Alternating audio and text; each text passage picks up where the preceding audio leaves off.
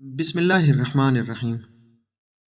7 بھائیوں کی اکلوتی اور لاڈلی بہن تھی۔ ہماری کافی زمین تھی۔ 2 بھائی شہر میں پڑھتے تھے، باقی 5 زمینداری اور کاشتکاری کا کام کرتے تھے۔ ہمارے ڈیری کے نزدیک کوئی آبادی نہ تھی۔ چند گز کے فاصلے پر ایک ٹیوب ویل تھا، باقی ارد گرد کوئی آبادی نہیں تھی۔ ٹیوب ویل کا آپریٹر بہت ہی شریف اور ایماندار آدمی تھا۔ وہ زیادہ تر ہمارے گھر پر رہتا اور کھانا بھی ہمارے ساتھ ہی کھاتا۔ وہ بہت ہی خوبصورت نوجوان تھا۔ کوئی بھی لڑکی اسے دیکھتی تو لمحوں میں اس کی دیوانی ہو جاتی، مگر اس میں ایک خامی تھی، اور وہ خامی اس کی غربت اور اس کا خاندانی پس منظر تھا۔ وہ ہمارا مزدور تھا، مگر ہم اسے گھر ہی کا فرد سمجھتے تھے۔ ہم اس سے ہر کام میں مشورہ کرتے۔ وہ بھی ہم سب گھر والوں سے بہت لگاؤ رکھتا تھا۔ خیر، ان دنوں میری 2 ماہ کی چھٹیاں تھیں۔ میں سکول کا کام کرنے بھائی کے ساتھ ٹیوب ویل پر چلی جاتی۔ وہ مجھے پڑھائی کے علاوہ دینی تعلیم دیتے اور مجھ سے بڑا ہی پیار کرتے تھے۔ اس سال میں 8ویں جماعت میں پڑھتی تھی۔ ایک دن میں ٹیوب ویل پر کپڑے دھونے گئی تو وہاں میری عمر کا ایک لڑکا تھا۔ پوچھنے پر پتہ چلا کہ وہ ہمارے ٹیوب ویل آپریٹر کا چھوٹا بھائی وقاص ہے، اور 2 ماہ کی چھٹیوں میں وہ بھی یہیں رہے گا۔ وقاص اپنے بڑے بھائی سے بھی زیادہ خوبصورت تھا۔ ہم چند دنوں میں گل مل گئے اور اکٹھے پڑھتے پڑھتے اور کھیلتے کھیلتے ہماری کافی بے تکلفی ہو گئی۔ میں بہت خوش تھی کہ میری عمر کا ایک ساتھی مجھے مل گیا ہے۔ 2 ماہ پلک جھپکتے میں گزر گئے۔ وہ اگلے سال بھی آیا۔ جب وہ جانے لگا تو مجھے کافی دکھ ہوا۔ میرا دل چاہتا تھا کہ وہ یہیں رک جائے اور یہاں ہی پڑھے، مگر یہ سب کچھ میرے دل میں ہی رہ گیا اور وہ چلا گیا۔ یوں میں آئندہ سال کا انتظار کرنے لگی۔ وہ مجھے بہت اچھا لگنے لگا تھا۔ مجھے اکثر اس کی یاد آتی۔ سال گزر ہی نہیں رہا تھا۔ ہماری یہ زندگی کتنی چھوٹی ہوتی ہے۔ وہ بھی ہم تجربوں اور ٹوکرے کھانے اور سنبھلنے میں گزار دیتے ہیں۔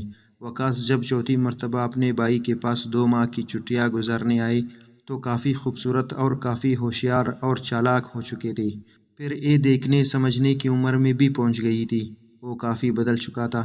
بات چیت کرنے اور اٹھنے بیٹھنے کا انداز کافی عجیب تھا۔ پہلی والی معصومیت نہیں رہی تھی، مگر میں پہلی جیسی تھی۔ امی میری آزادی اور بے باکی پر نکتہ چینی کرنے لگی تھی۔ میں حیران تھی کہ ایسی کون سی نئی بات ہو رہی ہے جو امی ہر وقت اعتراض کرنے لگی ہے۔ کاش میں اس وقت کچھ سمجھ جاتی، یا پھر ٹھوکر لگانے والے اشارے دینے والے ٹھیک طرح سے ٹھوکر لگاتے تو میرے کان کھل جاتے، یا پھر اپنوں کو بہت زیادہ بھروسہ تھا، ورنہ وہ میری حفاظت ضرور کرتے۔ مجھ پر بھی کوئی پابندی نہیں تھی۔ ان کی لاپرواہی تھی کہ وقاص گور گور کر مجھے للچائی ہوئی نظروں سے دیکھتا اور میں نادان سب کچھ دیکھتی اور کچھ نہ سمجھتی، اور پھر میری عمر 17 برس تھی۔ مجھے یہ سب کچھ اصولاً تو سمجھ لینا چاہیے تھا، مگر حقیقت یہ ہے کہ میں بڑی نادان تھی۔ مجھے جیسے ہی موقع ملتا یا تنہائی ملتی تو میں دوڑی ہوئی وقاص کے پاس چلی جاتی۔ وہ کہتا، اب زیادہ ادھر ادھر مت پھرا کرو اور گھر پر رہا کرو۔ تم کوئی چھوٹی بچی تو نہیں ہو۔ مگر مجھے کسی کی بات سمجھ نہ آتی۔ ایک دن مجھے وقاص نے بتایا کہ وہ اگلے سال یہاں نہیں آئے گا۔ میں تو اس کی بات سن کر پریشان ہو گئی۔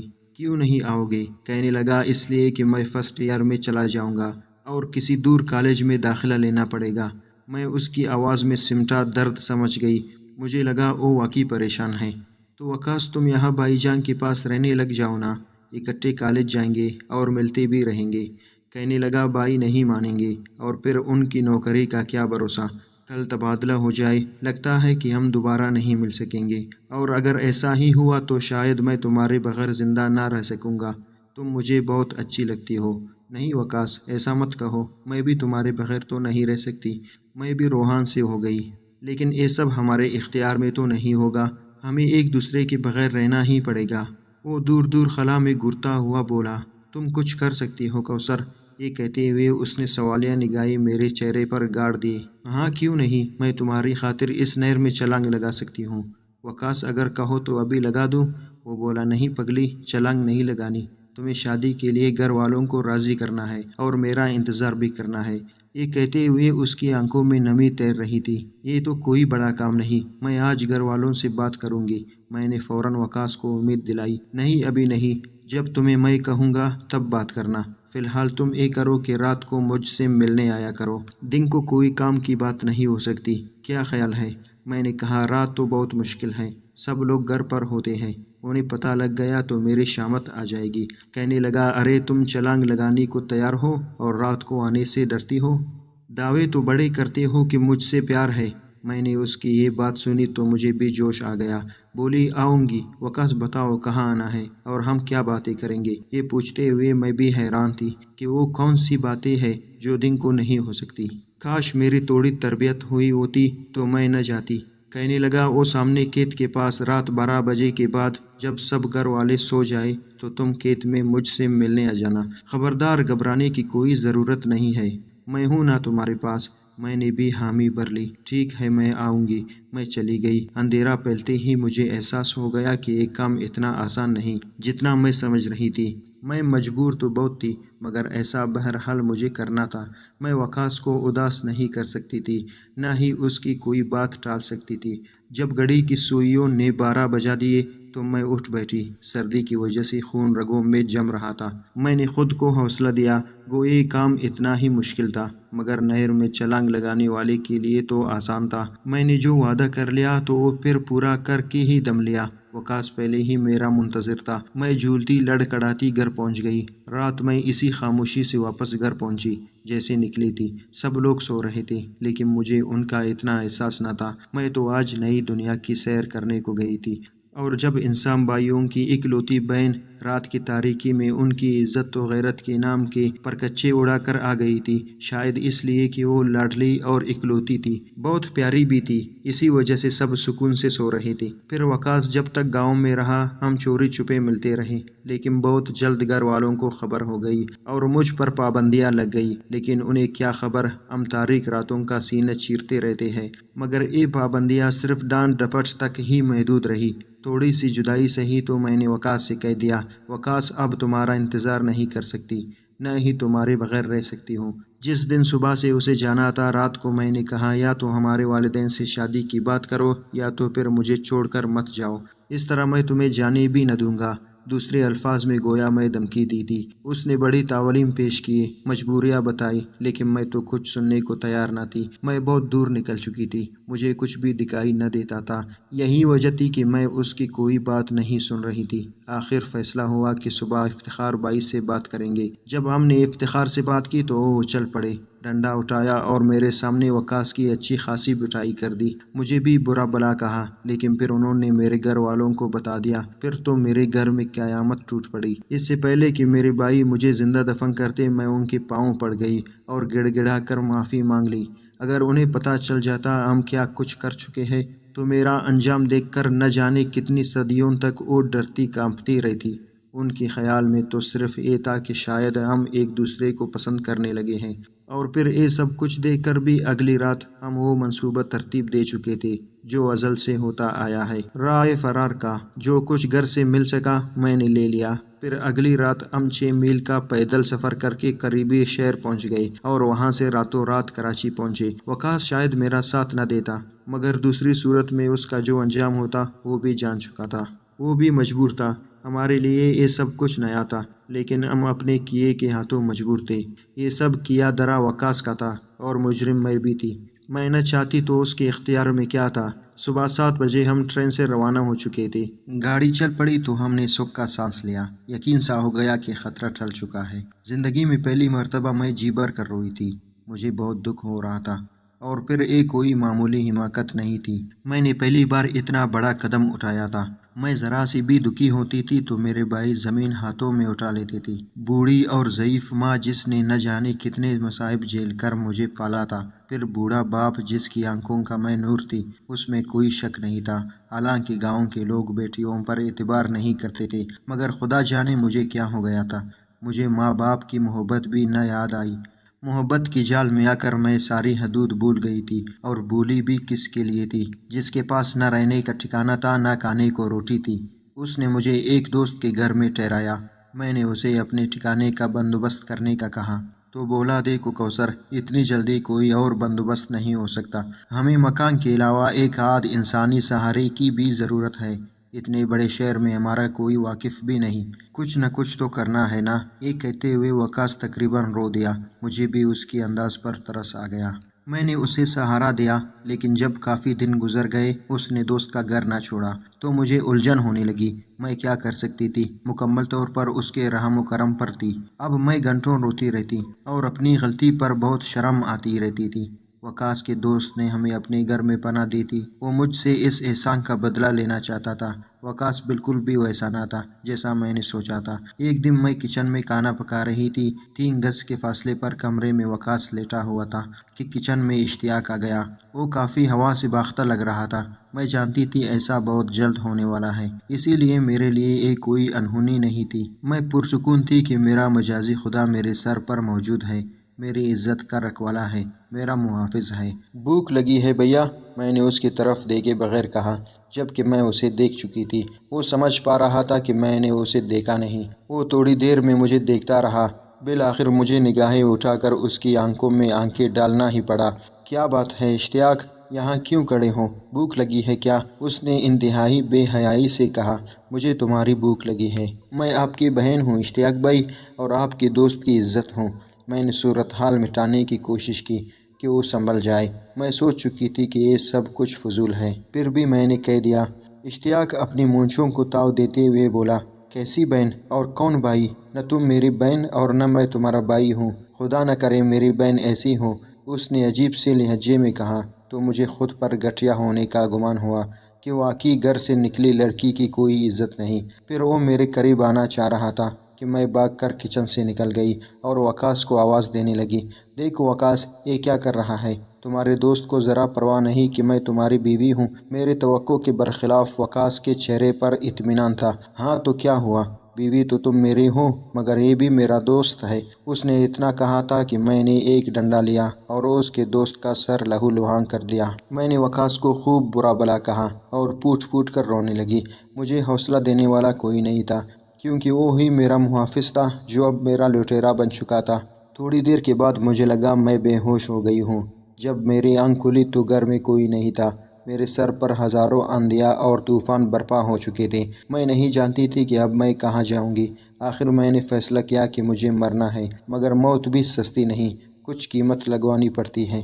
अगली सुबह वकास अस्पताल से आया और चोटते ही कहने लगा, कौसर तुमने अच्छा नहीं किया। वो हमारा मोहसिन था। अगर तुम उसकी बात मान लेती तो क्या फ़र्क पड़ता? वकास की डटाई पर मैं हैरान रह गई। वकास तो इतना बेगैरत होगा? उसने जो कहा मुझे तो उसे सुनकर ही नफ़रत होने लगी। हाँ, मैं तुम्हें इसके लिए लाया हूँ। मैं ज़हनी तवाज़ुन खो चुकी थी। चारपाई पर धड़ाम से गिरकर बेहोश हो गई। होश आया तो वो जा चुका था, बेशक अस्पताल ही गया था। मैंने फ़ैसला किया कि अब मैं यहाँ नहीं रहूँगी। जहाँ अपने शोहर के घर में ही इज़्ज़त महफूज न हो, तो ऐसे घर में रहना कोई मानी नहीं रखता। वकास ने तो साफ कह दिया था कि ये उसकी मजबूरी है और वो मेरे लिए कोई और घर नहीं ढूंढ सकता। वो इसी घर में रहेगा जो कि महज एक कमरे पर मुश्तमिल था। उसी रात मैंने सोचा मैं उस घर से निकल जाऊंगी, मगर इससे पहले कि मैं दरवाजे से कदम बाहर रखती, दरवाज़ा खोला तो 2 नकाबपोश मेरे सामने थे। मैं खौफ से लरस कर रह गई, लेकिन जल्दी संभल गई। इससे पहले कि वो मुझसे या मैं उनसे कुछ पूछती, उन्होंने मुझे गाड़ी में उठाकर डाल दिया और मुझे डराने धमकाने लगे। उसके बाद मुझे कुछ होश न रहा। होश आया तो एक खाली कुर्सी पर कोई बैठा सिगार पी रहा था। मुझे होश में आता देखकर बोला, लड़की तुम्हें खौफजदा होने की ज़रूरत नहीं है। ये बंगला बहुत बड़ा है जिसके बेडरूम में तुम मौजूद हो। मैंने तुम्हें 60,000 रुपये में ख़रीद लिया है। मैं कभी कभार आऊँगा, तुम माजी को भूल जाओ, नई ज़िंदगी से समझौता करने की कोशिश करो। यहाँ पर तुम्हें किसी चीज़ की कमी नहीं होगी। नौकर खिदमत के लिए हाजिर है। हर चीज़ तुम्हें इशारा करने पर मिल जाएगी, मगर कोई ऐसी वैसी हरकत न करना कि खुद ही पछताना पड़े। अब मुझे तो छोटे खाने की इतनी आदत हो चुकी थी कि मुझ पर इस इंकशाफ पर कोई बिजली न गिरी। मैंने कहा, कोई बात नहीं, कम अज़ कम घर नहीं तो एक तहफ़्फ़ुज़ ही मिल गया। मैं काफ़ी देर बैठी रोती रही, फिर उठ बैठी। चलो ज़िंदगी को अपने अरमान पूरे कर लेने दो, मैं हालात से समझौता करूँगी। जो कोई भी है मेरी इज़्ज़त की धज्जियाँ बिखेरेगा, मगर घर तहफ़्फ़ुज़ तो देगा, ज़रूरतें पूरी करेगा। ऐसी भी नहीं तो मेरे पास क्या रह गया था? बस एक सदमा मुझे संभले नहीं दे रहा था। एक शख्स भाग गया और दूसरे ने मुझे ख़रीद लिया। हाँ, मगर इस घर में मालकिन की तरह रहती थी। मेरा हर चीज़ पर कंट्रोल था। हर वक्त नौकर मेरे हुक्म के मुंतज़िर रहते थे। ज़िंदगी यूं ही मामूल के मुताबिक गुजर रही थी। دکھ بانٹنے والا کوئی نہیں تھا، باقی سب کچھ تھا۔ شام کو ڈرائیور مجھے سیر و تفریح کے لیے لے جاتا تھا۔ زندگی عجیب سی موڑ پر آ گئی تھی، مگر مجھے سکون نہیں مل رہا تھا۔ عام حالات میں میری زندگی قابل رشک تھی، زندگی مخصوص دائرے میں گھومتی رہی، میرے اندر الاؤ پکتا رہا۔ میں نے بھی نوٹ دے کر اپنے ڈرائیور کو قابو کر لیا۔ اس سے پہلے میں نے اشتیاق کی خبر گیری کروائی اور جلد ہی یہ پتہ چل گیا کہ اشتیاق بھی سیٹھ صاحب کا کارندہ ہے۔ مگر ایسا ہے تو سیٹھ صاحب نے 60,000 روپے اسے کس کے لیے دے؟ وہ ایسے بھی مجھے اس سے چھین سکتے تھے۔ یہ بات تو میری سمجھ میں نہیں آ رہی تھی۔ اب میں نے ڈرائیوری بھی سیکھ لی تھی اور خود گاڑی چلانے لگی تھی۔ میں نے کہیں جانا ہوتا تو ڈرائیور کو زحمت نہ دیتی۔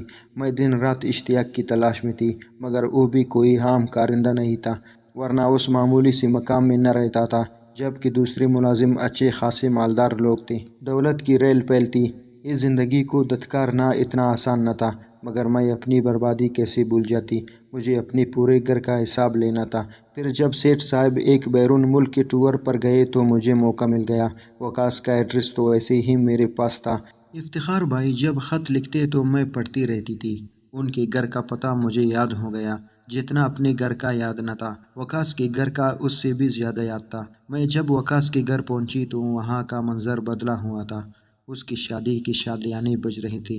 شام کا اندھیرا پھیل چکا تھا۔ ایک عورت سے معلوم ہوا کہ آج وقاص کا نکاح ہے۔ مجھے ڈر تھا کہیں وقاص مجھے دیکھ نہ لے، گو کہ میں نے اپنا حلیہ کافی بدل رکھا تھا۔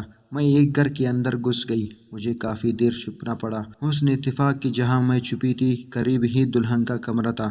پھر وہ وقت آیا کہ وقاص صاحب سامنے سے آتے دکھائی دیے اور ساتھ والے کمرے میں داخل ہو گئے۔ مجھے آج کوئی ڈر نہیں لگ رہا تھا۔ میں نے آواز سننا چاہی تو یہ آواز وقاص کی تھی۔ میں ایسے کیسے بھول سکتی تھی؟ وہ کسی سے بات کر رہا تھا۔ نادیہ، آپ کل تک میری بھابھی تھی، قسمت کہ آج تم میری بیوی ہو۔ جہاں میں نے یہ زہر نگلا ہے تو تمہیں بیوی بھی بنا لوں گا۔ میں تم سے کچھ نہیں چھپانا چاہتا۔ میں تمہیں صاف بتا دوں، مگر تم اسے راز ہی رکھنا۔ نادیہ، تمہارا سہاگ لوٹنے والا میں ہی ہوں۔ جہاں افتخار بھائی نوکری کرتے تھے وہاں سے ایک لڑکی میں نے اغوا کی تھی۔ وہ لڑکی ہی میرے کل کائنات ہے۔ اسے میں ایک لٹیرے کے پاس چھوڑ کر آ گیا۔ بہرحال وہ میری زندگی ہے، میں اس کے بغیر جی نہیں سکتا۔ اس لڑکی کو جہاں میں چھوڑ آیا ہوں وہ بہت ہی مکار، فریبی اور دغاباز نکلا۔ مجھے بڑا بھروسہ اور فخر تھا، مگر اس نے کمینگی کی حدیں پار کر دیے۔ اب مجھے بلیک میل کرتا ہے، روز پولیس کو بتانے کی دھمکی دیتا ہے۔ اس نے اس کے عوض میری بیوی کی عزت کو لوٹنا چاہا، جس پر میں بہت مجبور ہو گیا تھا۔